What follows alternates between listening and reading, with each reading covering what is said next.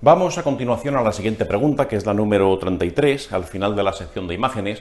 La pregunta 33 es el tipo de pregunta que nos da pereza solamente con verla por lo largo que es el enunciado.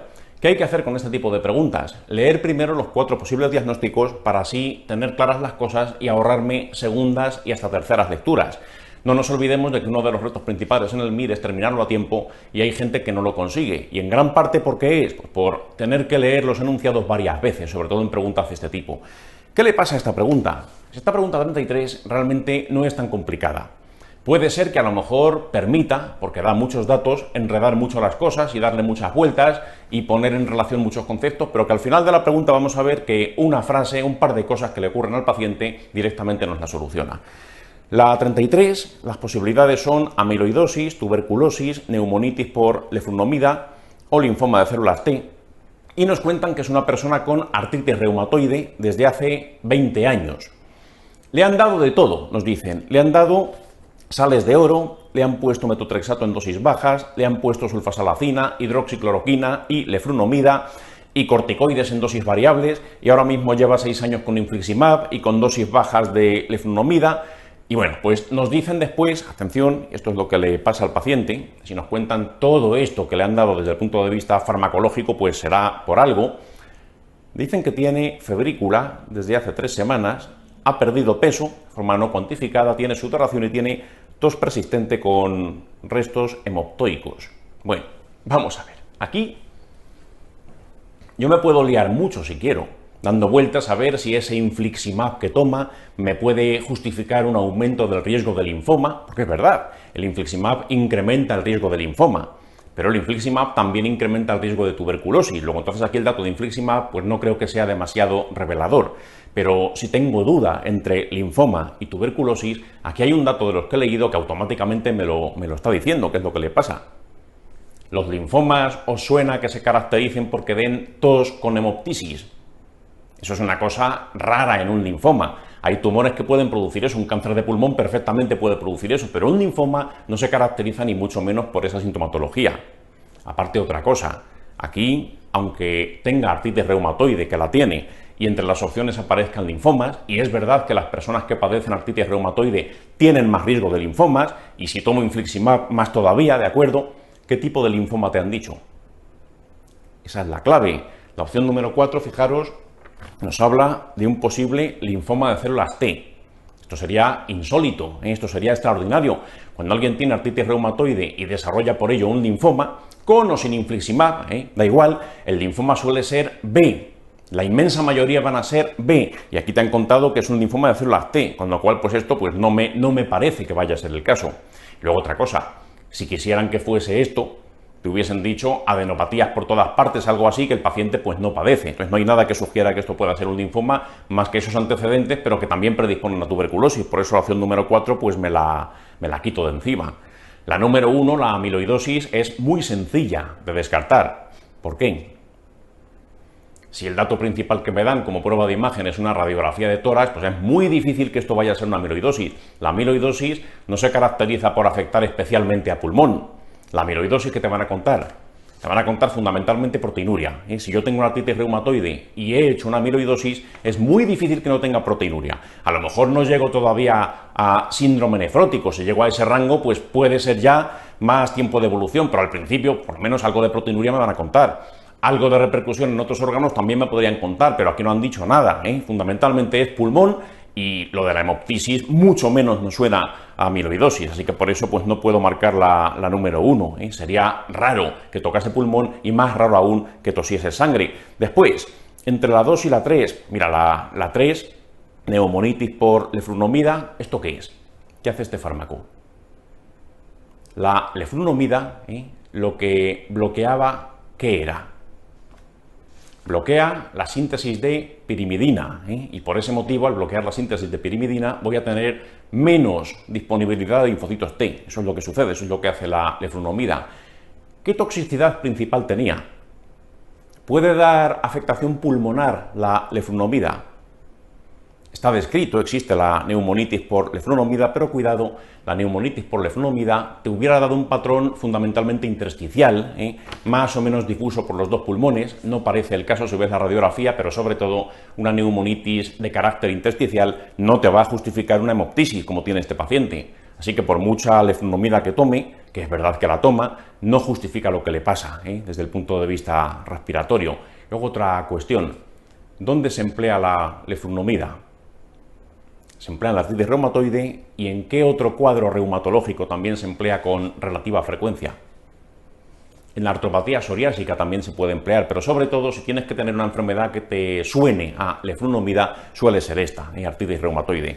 Y por último, la que nos queda pues sería la opción número 2, tuberculosis. Efectivamente, esta de las 4 opciones es la única que coincide con tos con hemoptisis. Simplemente con eso, tos más hemoptisis, directamente me daba con el diagnóstico. Todo lo demás era información placebo. Le han dado muchas cosas, le han dado muchos fármacos. Además tiene artritis reumatoide de más de 20 años y además tiene todo sobraba. El enunciado es larguísimo. Hay una placa de tórax, pero todo sobraba. No era una pregunta realmente muy complicada. Por cierto, entre las cosas que toma, nos dicen que tomó sales de oro en su momento. Una cuestión. Esto ya no tiene nada que ver con la pregunta como tal, pero las sales de oro se han preguntado mucho en el MIR en relación con la artritis reumatoide. Ahora cada vez se utilizan menos, pero en su día se preguntaban mucho. Las sales de oro, si te producen algún efecto secundario, ¿cuál suele ser? ¿Cuál es el que les gusta a la gente que pone preguntas en el MIR hacer sobre las sales de oro? ¿Qué le suele pasar al paciente?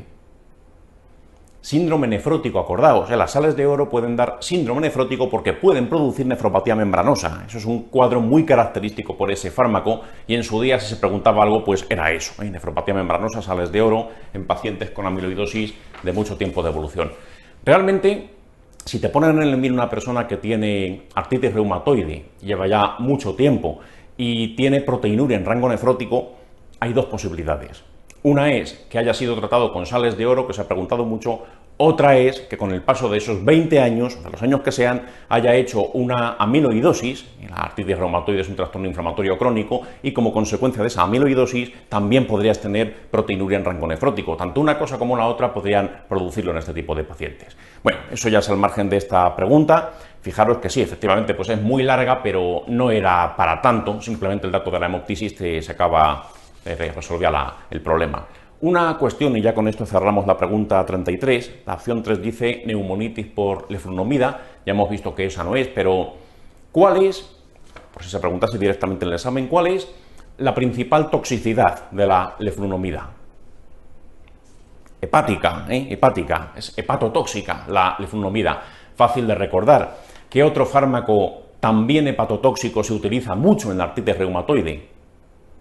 El metotrexato. Bueno, pues tanto metotrexato como leflunomida pueden dar toxicidad hepática a largo plazo. Acordaos, se usan para la misma enfermedad y tienen el mismo perfil, por lo menos en ese sentido de efecto adverso, los dos pueden tocar a hígado. Habrá cosas en las cuales no se parezcan, pero en eso pues sí.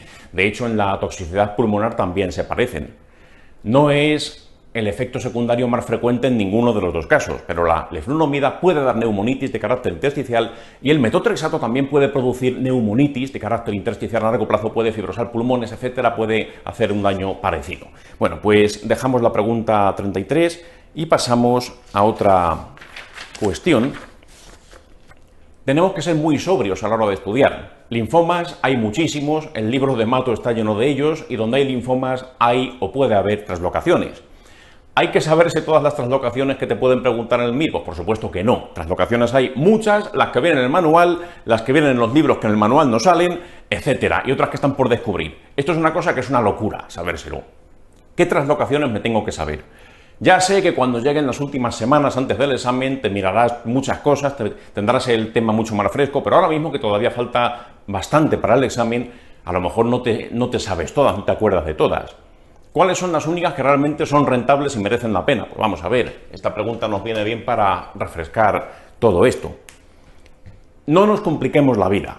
Hay que saberse principalmente 3 translocaciones respecto a los linfomas y después un par de ellas más que vamos a poner a continuación. Y cuando te sepas esto, si quieres te aprendes las demás. Que yo no lo haría porque tampoco se pregunta mucho más de lo que voy a poner aquí. Pero como mínimo garanticemos esto. Translocaciones famosas.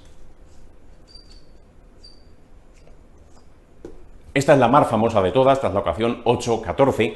Hay muchas más translocaciones que puedan aparecer en el linfoma de Burkitt, pero esta es la número 1 en frecuencia, esta es la más característica, translocación 8-14, Burkitt. Y hay que recordar que esto condiciona ¿qué? La sobreexpresión de ¿qué? El famoso CEMIC. Eso me lo tengo que saber, esto es inexcusable. Después, más translocaciones. Translocación, fijaros que el 14 va a estar implicado en muchos casos, 11, 14. Esto tenía que ver con qué linfoma. El linfoma de células del manto. Y eso condicionaba la afectación de qué oncogen, cuál se modifica, cuál se sobreexpresa. El B, CL1, ese es el del manto. El linfoma del manto se pregunta menos que el Burkitt. El Burkitt es el más preguntado de los que vamos a ver aquí y de hecho vamos a ver hasta fotografías para recordarlo porque esto se ha fotografiado bastantes veces en el MIR y te pueden poner más de una imagen del Burkitt, más de una imagen ha salido ya. Del manto, basta que recordemos pues, que es de estirpe B, igual que el Burkitt, que es bastante agresivo, no tanto como el Burkitt, porque el Burkitt es el más agresivo de todos, y esto de aquí, pues hay que sabérselo. Otra cosa del manto, por cierto, que esto no ha caído todavía, cuando yo tengo este linfoma, se sobreexpresa una proteína. Aparte de la afectación de este oncogen, el BCL1, se sobreexpresa la ciclina D1, la ciclina D1.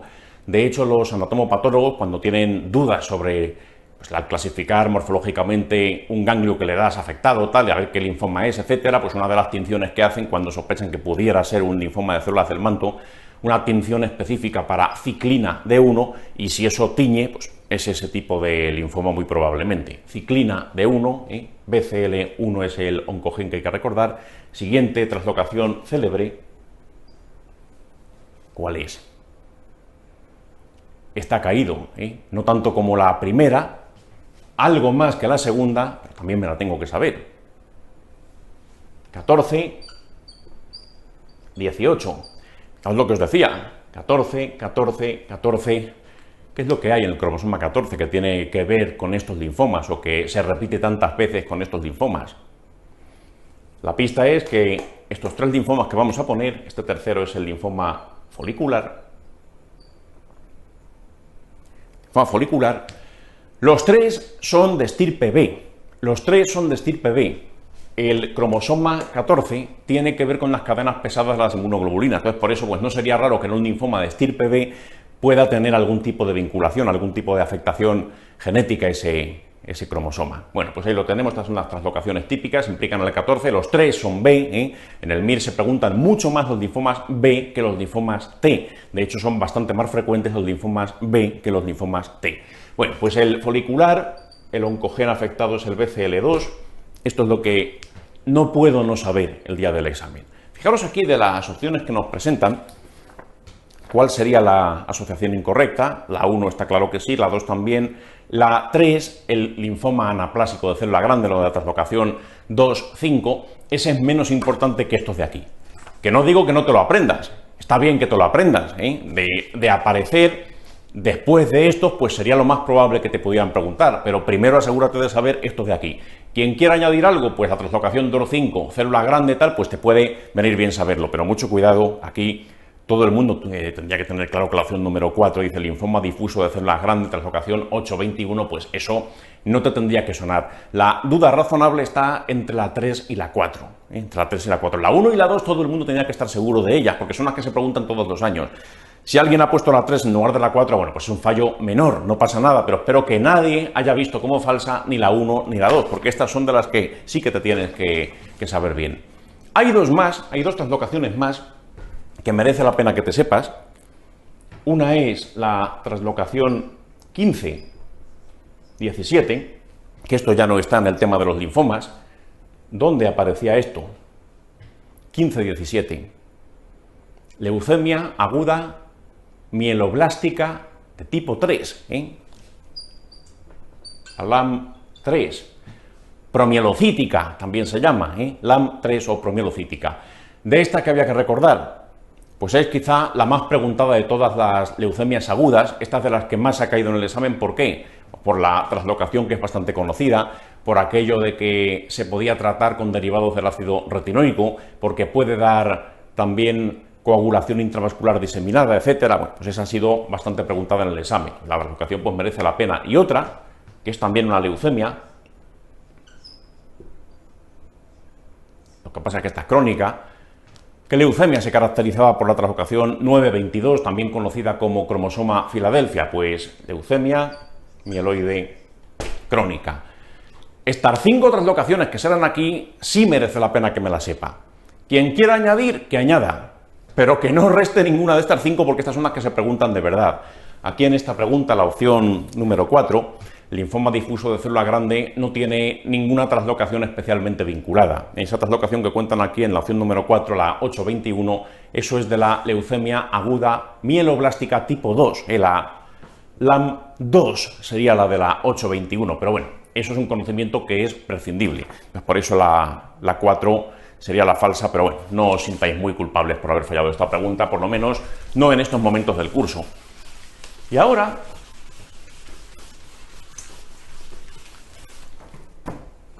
vamos a ver a continuación una pregunta.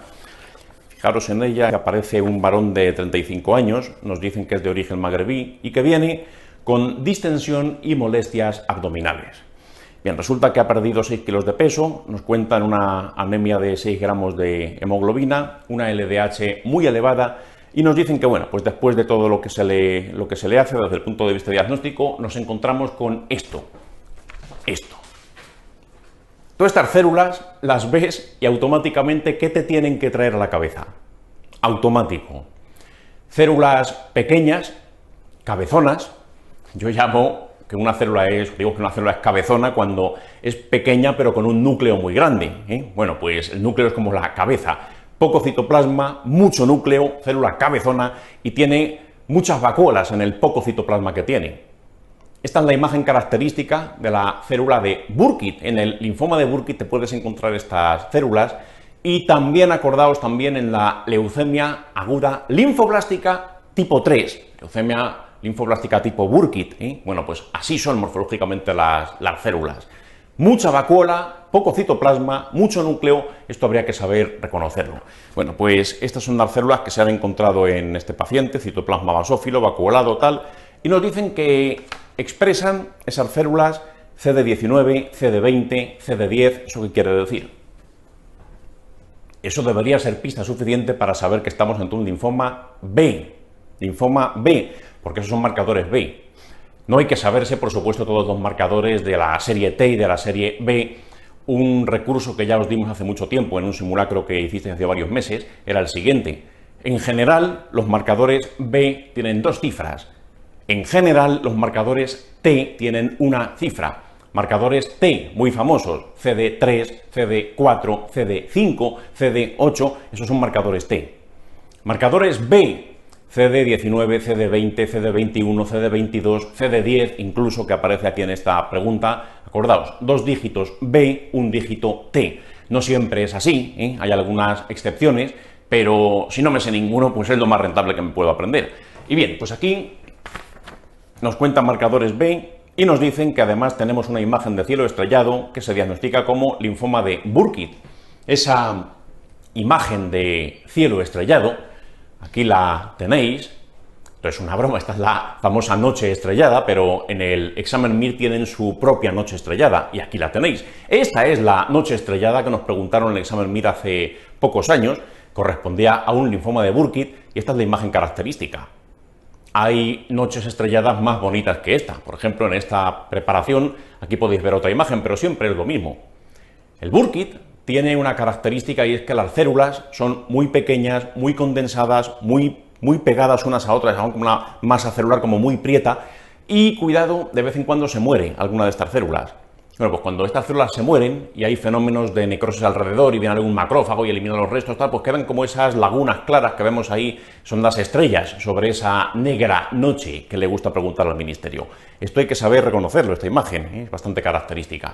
Bien, pues cielos estrellados, citoplasmas llenos de vacuolas, nos dicen que A este paciente le ponen la primera sesión de quimio y a los 3 días se pone malísimo. A los 3 días empieza con molestias gastrointestinales, oliguria, parestesias. ¿Qué sospechamos? ¿Qué sospecháis? Acordaos que había 2 tipos de linfoma. A grosso modo, había 2 tipos de linfoma.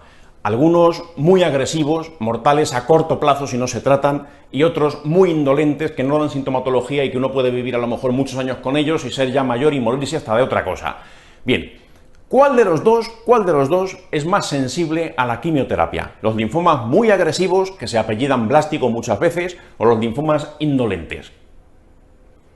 La quimio es mucho más eficaz con aquellas células que tienen una gran tasa de replicación.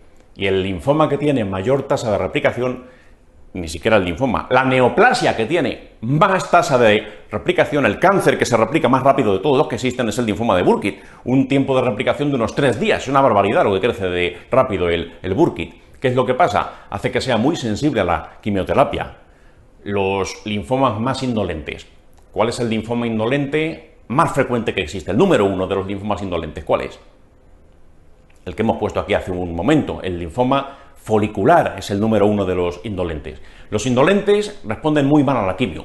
Son células que tardan mucho más en replicar, están mucho menos activas, entonces por eso la quimioterapia no es tan eficaz sobre ese tipo de preguntas, sobre ese tipo de células. Pero, sin embargo, aquellas que tienen una tasa replicativa muy rápida, como ocurre en el Burkitt, que hay mucha mitosis, etcétera, ahí pueden reventar muchas a la vez y producir lo que le pasa a este paciente. Síndrome de lisis tumoral, eso es lo que tiene, síndrome de lisis tumoral.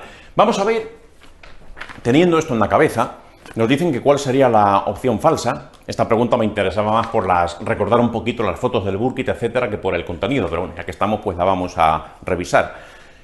Dice, ¿cuál es falsa? La 1 nos cuenta que las manifestaciones clínicas suelen aparecer entre el primer y quinto día tras el inicio de la quimioterapia. Y aunque no lo sepas, esto es lógico. No va a aparecer al mes después ni a los 2 meses después. De hecho, aquí en este caso clínico te han dicho que a los 3 días de empezar el tratamiento, los casos clínicos que te ponen en el MIR suelen ser representativos de aquello que preguntan. ¿Ves? Si te ponen entre 1 y 5 días y el caso de la pregunta que tiene que ser representativo es a los 3, pues lo lógico es que sea verdad. Después, la 2. Es importante prevenir este síndrome en las neoplasias de alto índice replicativo. Como decíamos, más sensibles a la quimio, aplicando suero salino, alcalinizando la orina, etcétera, pues sí son medidas habituales. Acordaos eso de alcalinizar la orina, ¿para qué? Para prevenir esa nefropatía por urato, que puede producirse en este contexto por ácido úrico. Después la 3 dice que la rasburicasa no suele ser el fármaco de primera elección en estos casos, y es verdad que no suele serlo. Solamente se emplea en casos que son rebeldes a las medidas habituales. ¿Qué es lo que hace la rasburicasa? Como su nombre indica, es una enzima. Acaba en asa, transforma el ácido úrico en alantoína, ácido úrico en alantoína, de tal manera que nos prevenga el fracaso renal por ácido úrico. Ese es el motivo que tiene, pero solamente se emplea cuando no hay más remedio. Generalmente, ¿qué se hace? Pues lo que ha dicho la otra opción, dar más líquido, hidratar, suero salino, etcétera. Puedes alcalinizar la orina para que se elimine más fácilmente el ácido úrico, y en el caso de que eso no responda, la rasburicasa es una opción que puedes dar en algún caso, pero no es lo habitual ni mucho menos. Acordaos, facilita la transformación de ácido úrico en alantoína de tal modo que sea más eliminable. La falsa es la 4. Las alteraciones hidroelectrolíticas os costaría una hiperpotasemia, lógico y normal. Tenemos una lisis celular, el potasio es un ion preferentemente intracelular. Si revientan muchas células, pues va a aumentar el potasio. Si aparte tengo un fallo renal agudo, también va a aumentar el potasio, porque aquí lo voy a tener, eso no me sorprende. Después la hiperuricemia, por lo mismo, cuando hay una lisis tumoral muy importante, pues se libera úrico del interior de las células. Cuando hay mucha replicación celular también se produce más úrico, etcétera. Después la hiperfosfatemia e hipercalcemia, dice. Esto es lo que está mal. Esto es lo que está mal. Es hipocalcemia lo que se podría producir, no hipercalcemia. Eso es lo que hace fallar la opción número 4. Esto es totalmente al revés. Así que bueno, por eso la 4 sería la falsa. Esta pregunta, ya digo, no me interesa tanto, me interesa mucho más el Burkitt y sus fotografías asociadas que el síndrome de lisis tumoral, que se pregunta de vez en cuando, pero las fotos del Burkitt parecen que todavía no están agotadas del todo, podrían preguntar más, aún si quisiesen. Se puede explotar mucho ese linfoma desde el punto de vista de la imagen, y no solamente ese linfoma. En el MIR ha caído ya más de un linfoma, aparte del Burkitt. Por ejemplo, ¿este cuál es? ¿Quién se acuerda de este linfoma? Este linfoma, si algo llama la atención de él, ¿qué es?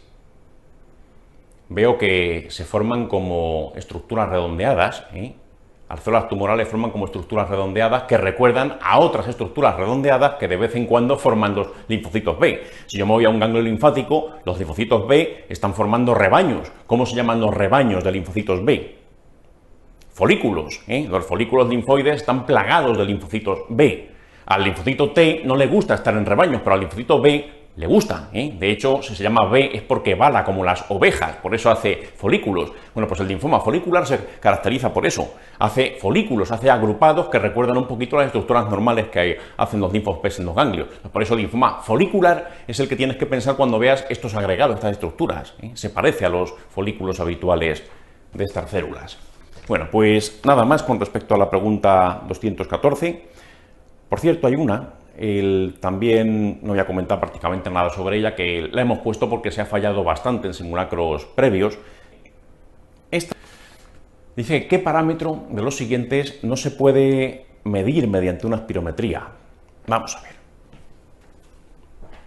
Vamos a recordar brevemente todo lo que tiene que ver o todo lo que puede ser medido con una espirometría. Primero una espirometría en reposo, luego después una espirometría forzada. Esta pregunta es más o menos básica, pero ¿cuál es el problema? Llaman básico a lo de los temas de fisiología, fisiopatología, tal, luego después no es tan básico porque la fisiopatología pulmonar es bastante complicada. ¿Qué hay que saber sobre volúmenes, capacidades, etcétera, para no fallar este tipo de preguntas? Vamos a ver. Esto va a ser una espirometría. Espirometría en reposo, normal. No le voy a decir al paciente que sople con todas sus fuerzas, simplemente una espirometría normal y corriente. Y le digo, respira normalmente. Pones un tubo en la boca, que expulse el aire que normalmente expulsa, que respire, como suele hacerlo. Y él respira. Él es obediente y hace lo que le dices. Y aquí lo tienes. Ahora le voy a decir, después ya contamos los volúmenes y las capacidades, lo repasamos al menos. Inspira todo lo que puedas, llena los pulmones de aire. Él lo hace y el gráfico de la espirometría pues refleja esto. Ahí está. Ya no puede llenarlos más. Y ahora le digo, vacíalos todo lo que puedas. No necesariamente con muchísima fuerza. Que los vacíe, lentamente como sea. Él los baja. Vacía hasta que ya no puede vaciar más. Y luego ya vuelve a respirar normalmente, como al principio. Bien, pues ahí está. Vamos a ver, en primer lugar, los volúmenes. Solo hay 4 volúmenes, no hay más que eso, hay 4 volúmenes. Y después las sumas de los diferentes volúmenes nos darán las capacidades. Pero recordemos primero los 4 volúmenes. El primero que hemos dicho. A ver, respira con normalidad. Respira con normalidad es este volumen de aquí. Este es el volumen de aire que movilizas con una respiración normal. Bueno, pues esto es lo que se llama volumen corriente. Es el volumen de aire que movilizo con una respiración normal y corriente. Cuando estoy normal, sin hacer ningún tipo de sobreesfuerzo y nada por el estilo. Pues movilizas más o menos medio litro de aire o 0,7 litros de aire aproximadamente en un sujeto sano y normal. Volumen corriente. Después, a ver, inspira todo lo que puedas, llena el pulmón de aire. Pues él lo hace y desde aquí, de este punto sería la inspiración de un ciclo respiratorio normal. Bueno, pues desde aquí hasta todo lo que queda, hasta llenar el pulmón del todo, esta flecha de aquí, esto sería volumen de reserva expiratorio. Bien, a continuación, expulsa todo lo que puedas.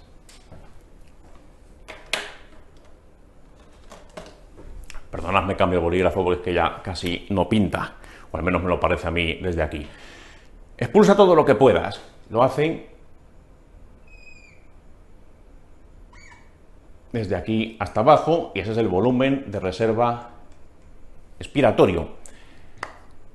Y eso es todo. Cuidado, he dicho que hay 4, pero esto es todo lo que puedo medir con una espirometría.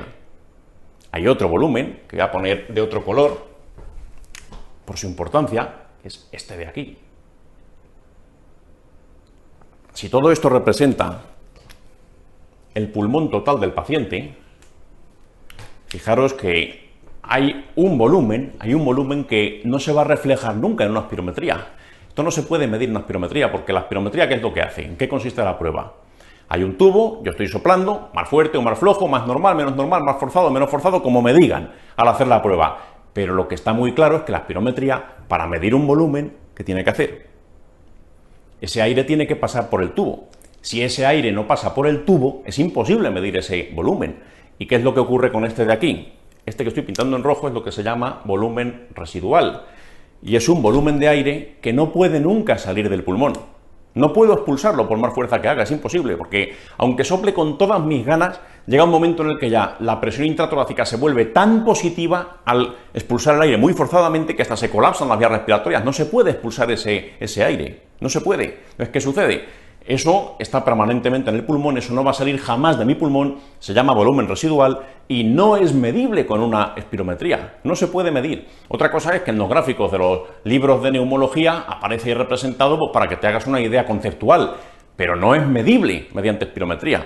Tendrías que utilizar métodos para medir volúmenes pulmonares estáticos, pero una espirometría no, porque implicaría que saliese por el tubo y eso no se puede conseguir nunca.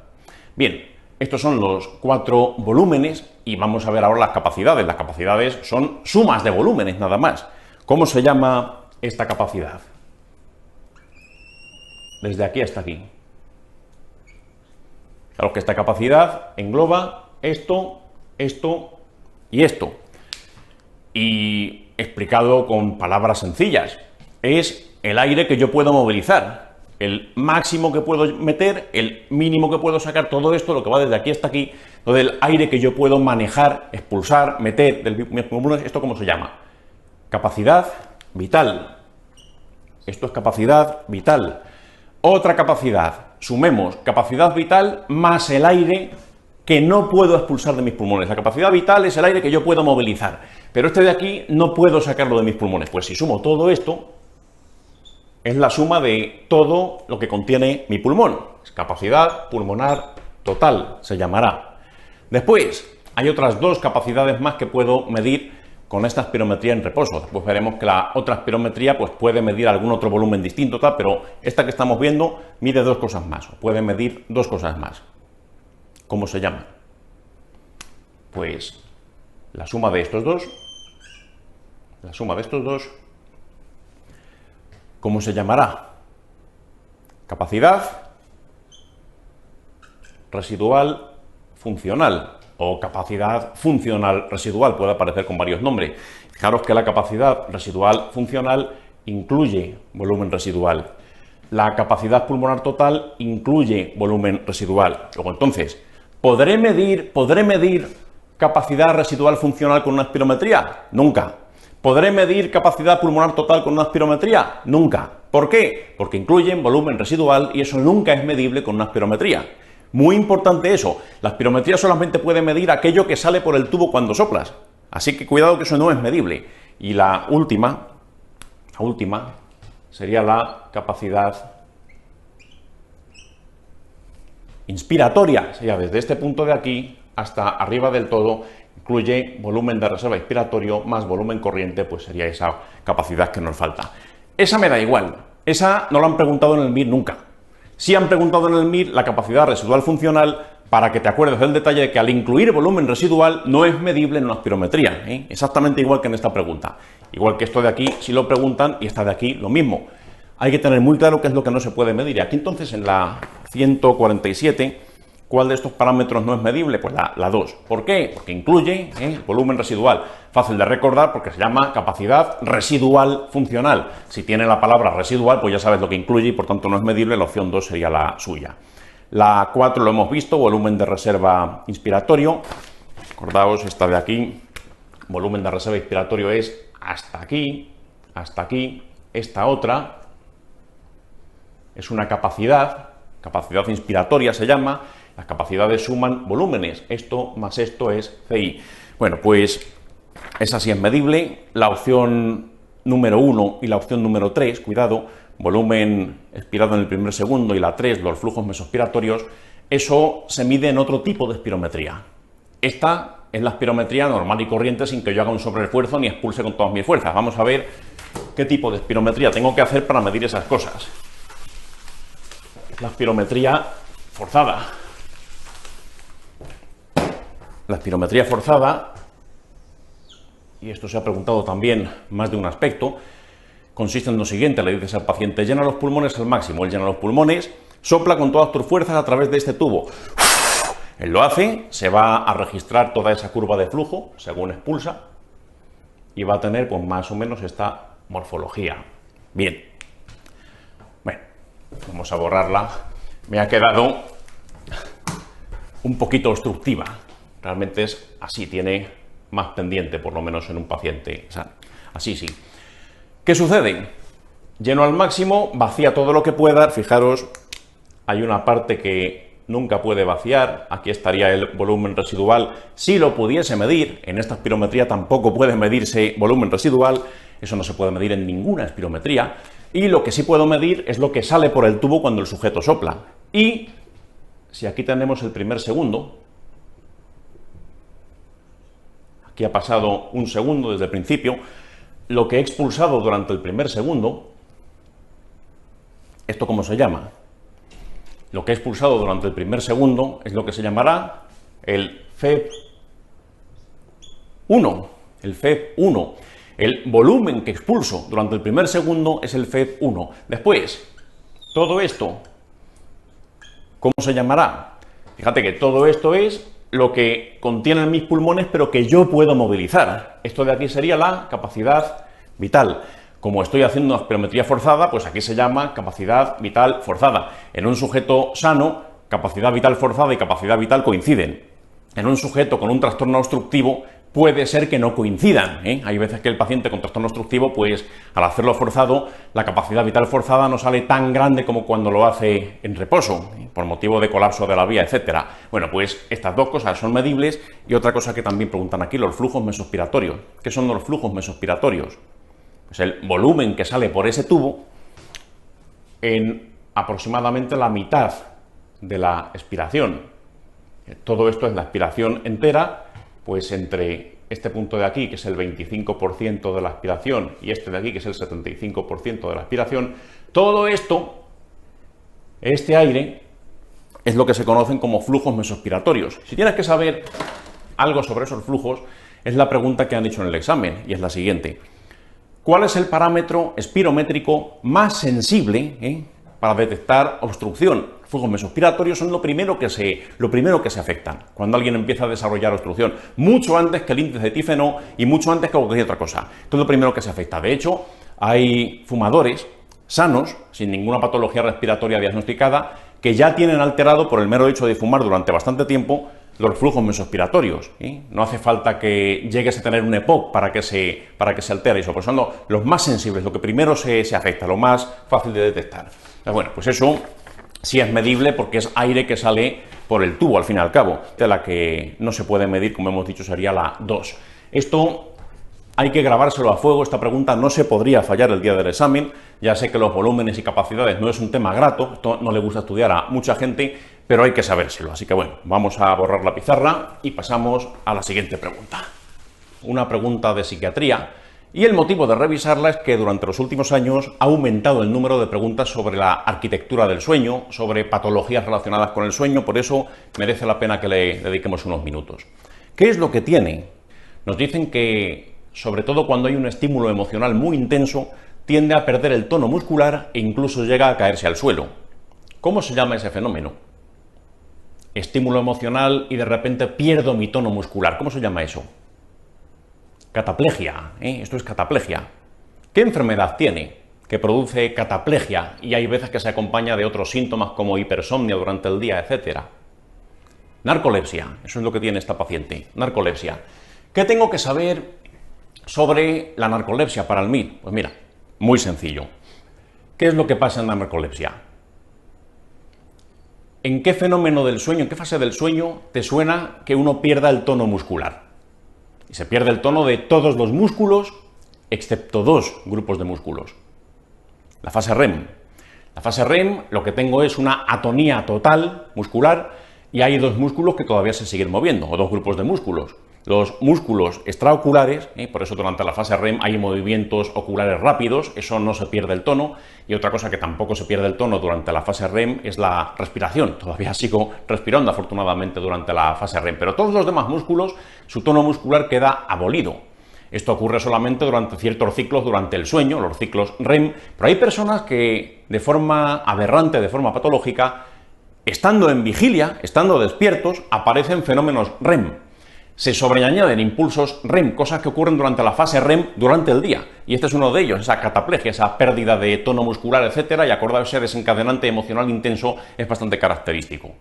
¿Qué más les pasa a estos pacientes? Muy sencillo, acuérdate de la fase REM. ¿Qué más hace el cerebro durante la fase REM? Aparte de desconectar ese tono muscular, etcétera, ¿qué más hace el cerebro? Sueña. Durante la fase REM es cuando tienen lugar los sueños y algunas noches pesadillas, pero todo lo que tiene que ver con lo onírico es durante la fase REM. ¿Qué les pasa a estos pacientes también? Cosas que te suenen que sucedan durante la narcolepsia. Es una enfermedad que no te estudias mucho, pero que te puedes aprender muy fácilmente si comprendes la fase REM. Ocurre lo mismo que en la fase REM. La gente con narcolepsia también de vez en cuando pueden tener alucinaciones. Alucinaciones hipnagógicas cuando se van a acostar, cuando se van a dormir. Alucinaciones hipnopómpicas cuando están recién despiertos al despertar.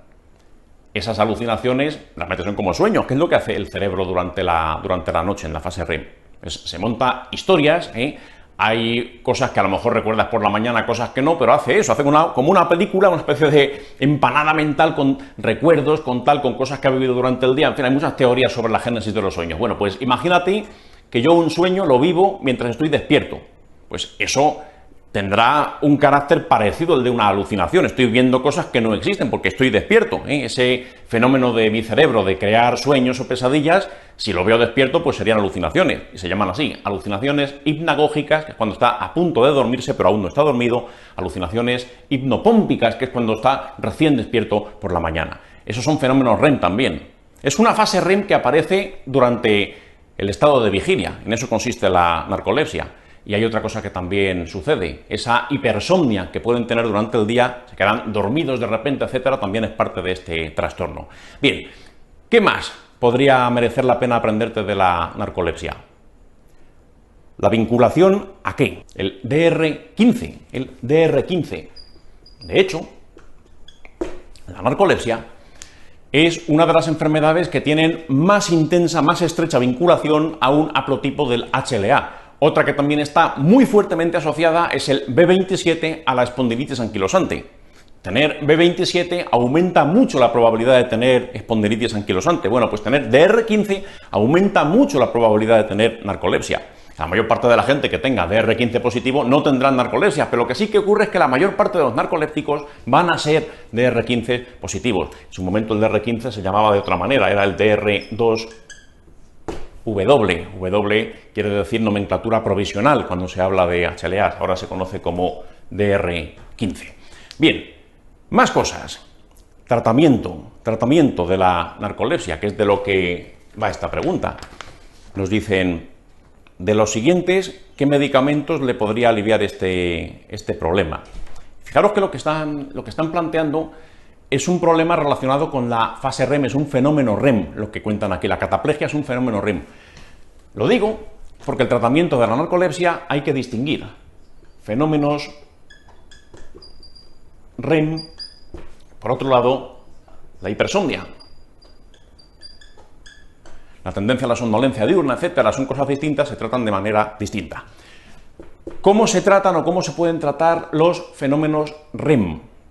Dando algún fármaco que acorte la fase REM o incluso suprima la fase REM, que haya menos fase REM, no solo durante el sueño, sino también durante el día. Si a mí me das antidepresivos tricíclicos, como el que han elegido aquí, por ejemplo, la opción número 2, que es la clorimipramina, los tricíclicos, los antidepresivos, hacen que yo tenga menos REM durante la noche, y si soy narcoléptico, también menos REM o menos probabilidad de que aparezca el REM durante el día.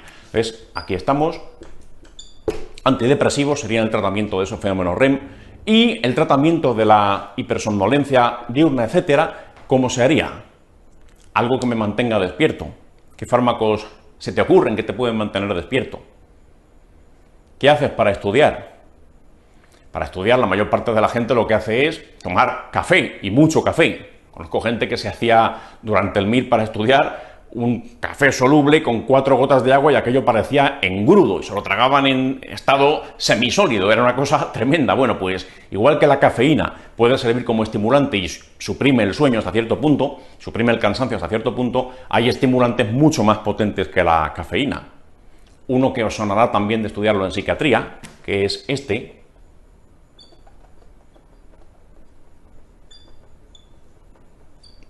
el metilfenidato. ¿Para qué se empleaba también el metilfenidato? Se puede usar aquí para combatir esa hipersomnolencia, pero tiene otra indicación en psiquiatría que se ha preguntado mucho en el MIR. Trastorno por déficit de atención.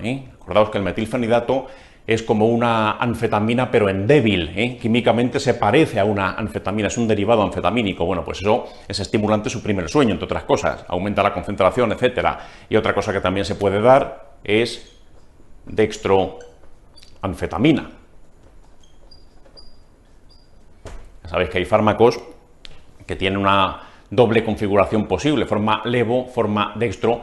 La dextroanfetamina es la forma más leve de la anfetamina. La levoanfetamina, eso ya es una cosa mucho más seria que no se usaría prácticamente nunca en casos de terapia, con eso tiene más connotación de adicción, de uso recreativo. Bueno, pues la dextroanfetamina se puede emplear para tratar este tipo de fenómenos, la hipersomnolencia diurna, el cansancio, etc. O también existe la posibilidad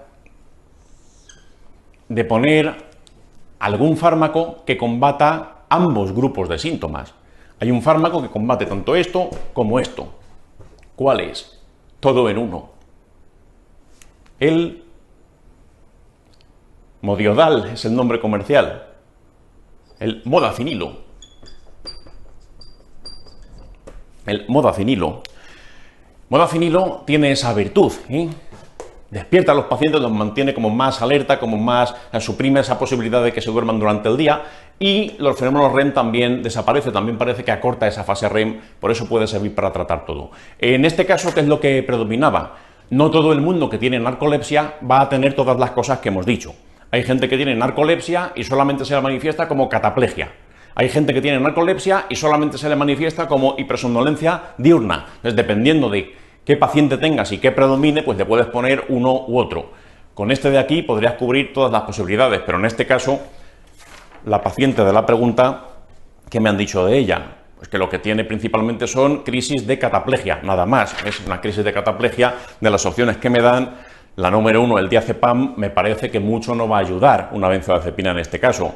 La opción número 3 y la número 4 no se emplean tampoco para tratar este problema, pero sin embargo la 2, la clorimipramina, es un tricíclico, podría tener indicación para eso, para suprimir fenómenos REM. Así que por eso la 2 sería la respuesta correcta. Ya digo que la narcolepsia no es el tema que mejor lleva a la gente al MIR, ni mucho menos. Pero durante los últimos años hay más preguntas sobre sueño y temas relacionados. Esto que hemos dicho, pues merece la pena que más o menos te lo sepas. Y ya para terminar, vamos a ver la última pregunta del examen, que es sobre fiebre Q. Bien, pues vamos a por ello. Nos dicen que varios miembros de la misma familia son atendidos en un hospital en La Rioja y atención lo que nos traen. Fiebre, artralgias, mialgias, cefalea, astenia intensa y tos sin expectoración. ¿Esto qué es? Si a ti alguien te cuenta esto, fiebre, artralgias, astenia, tos no productiva, ¿esto qué es? Hasta ahí es una gripe, hasta ahí solo es eso, hasta ahí es totalmente compatible con una infección respiratoria como pudiera ser la gripe. Pero sin embargo, aparte de todo eso, que ya digo que podría coincidir con esa enfermedad, nos dicen que además tiene un patrón intersticial bilateral. Esto ya no es tan normal si fuese una gripe. Hombre, existen las neumonías por el propio virus gripal, tal, a lo mejor sí, bueno, vamos a ver, esto ya es más raro. La gripe, si haces una radiografía, normalmente no te encuentras nada, normalmente. Aunque es verdad que algunas veces se puede complicar con neumonía una gripe, tal, pero desde luego lo que ya nos va a contar un paciente en el contexto de una gripe es lo que viene a continuación. Dice, y elevación moderada de las enzimas hepáticas. Vamos a ver. Solo con esto tendrías que tener bien la pregunta. neumonía más hepatitis, neumonía más hepatitis, fiebre Q, automático, igual que neumonía más hiponatremia es legionela, o neumonía más esplenomegalia es sitacosis. Bueno, pues esta hay que grabársela, esta pregunta no se puede fallar el día del examen, neumonía más hepatitis igual fiebre Q, ya está, solamente con esto la tendrías bien. Ya sabes lo que tiene el paciente, pero atención a lo siguiente porque esto es una enseñanza que a lo mejor no todo el mundo sabe, por eso lo hemos puesto aquí porque podría ser preguntado, es una curiosidad. Dice, se les interroga sobre una posible fuente de exposición común y nos dicen que han estado viendo el fútbol, toda esta familia, en una habitación donde aquella noche había parido una gata. Atención a este detalle, fiebre Q, ¿a qué lo vinculas? Fiebre Q es la típica enfermedad que vinculas a cabras y ovejas, en definitiva, ganado, diferentes tipos de ganado. Y es verdad, es verdad. Al ser humano llega de forma incidental, pero es verdad que el tema del ganado pues lo puedes vincular con fiebre Q. Pero atención, también los animales de compañía, los animales domésticos pueden padecer y transmitir fiebre Q. Cuidado con eso. Y en el caso de los gatos, o en este caso de las gatas, ¿qué sucede? Los tejidos placentarios, el útero placentario, todo lo que son los restos, cuando hay un parto, etcétera, eso tiene una cantidad de pseudoesporas de fiebre Q, pero atroz, absolutamente salvaje. La puede haber, pero como varios millones de pseudoesporas por cada gramo de tejido útero placentario. Entonces, ¿qué sucede? Eso queda desparramado por el ambiente y ya sabéis que la fiebre Q, ¿cómo se puede contagiar? Se puede contagiar de muchas maneras. Este bicho sale en el capítulo de las riquecias y bichos relacionados. Bien, ¿cómo se transmitían las riquecias? Hacía falta un artrópodo vector, garrapatas, etc. La fiebre Q no requiere eso. ¿Me puedo contagiar de fiebre Q a través de la picadura de una garrapata? Perfectamente, eso puede suceder también. También se puede transmitir así. Pero la fiebre Q también se puede transmitir por vía respiratoria. Pseudoesporas, pseudoesporas de Coxiella burnetii. Ya os digo, por cada gramo, varios millones. Entonces, por eso, donde ha parido una gata que tenga fiebre Q, pues puede haber en el ambiente pseudoesporas de fiebre Q durante 10, 12, 14 días. Ese es el origen de contagio. Y cuidado porque esto en muchos libros no viene. Todo el mundo lo vincula al tema de los ganaderos, veterinarios, tal. También un animal de compañía pudiera producir fiebre Q de esa forma, a través de las pseudoesporas que quedan en el aire. Entonces, bueno, pues nos dicen que cuál sería el tratamiento más adecuado para la gente de esta familia. ¿Cuál es el tratamiento de la fiebre Q? Pues nada, de las opciones que vienen aquí, la opción número 2, las tetraciclinas, es lo que suele emplearse en estos casos. Y otra cuestión también, repasando el asunto de la fiebre Q. Diagnóstico. Acordaos de los anticuerpos que se producen. Fase aguda, fase crónica. Esto lo han preguntado en el MIR. Fase aguda, fase crónica. Fase aguda se produce lo que se llama anticuerpos de fase 2. Fiebre Q crónica, fase 1. 2 aguda, 1 crónica. Es una pregunta difícil porque es contraintuitivo. Tú tendrías a pensar que fase 1, pues lo primero que ocurra, fase 2, lo que ocurre después. No, es al revés. Aguda, fase 2, crónica, fase 1, en cuanto al tipo de anticuerpos que se producen. Y bueno, pues la respuesta, como digo, pues sería la número 2. No tiene mayor historia, recordad lo del tema del parto de la gata. Otra cosa que también te pueden preguntar. La fiebre Q, ya hemos visto que a través de garrapatas es posible, que a través del parto de la gata también es posible.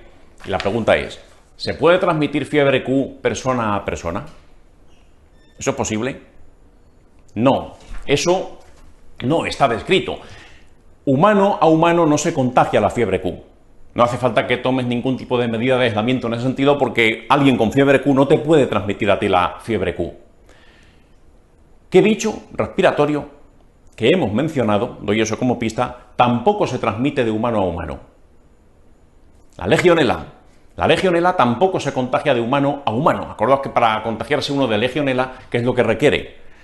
Instalaciones tipo aire acondicionado o saunas o cosas de ese tipo que pueda haber aerosoles en el ambiente. Cuando digo aire acondicionado no me refiero a un aire acondicionado doméstico que tienes en tu casa tú individualmente, sino grandes torres de refrigeración de aire acondicionado en edificios de oficinas de 25 plantas o en un hotel o en un hospital, algo así, que pueda haber pues el microaerosoles que se puedan difuminar por el aire. Eso llega a tus pulmones a través de esa maquinaria y tú lo inhalas, pero persona a persona tampoco es contagiable la legionela. En la fiebre Q neumonía más hepatitis, ni la legionela, neumonía más hiponatremia, se transmiten de persona a persona. Y bueno, pues ahora sí, ya os dejamos en paz. Respuesta correcta 2, doxiciclina. Nos vemos en el siguiente vídeo. Muchas gracias y que os vaya muy bien el estudio.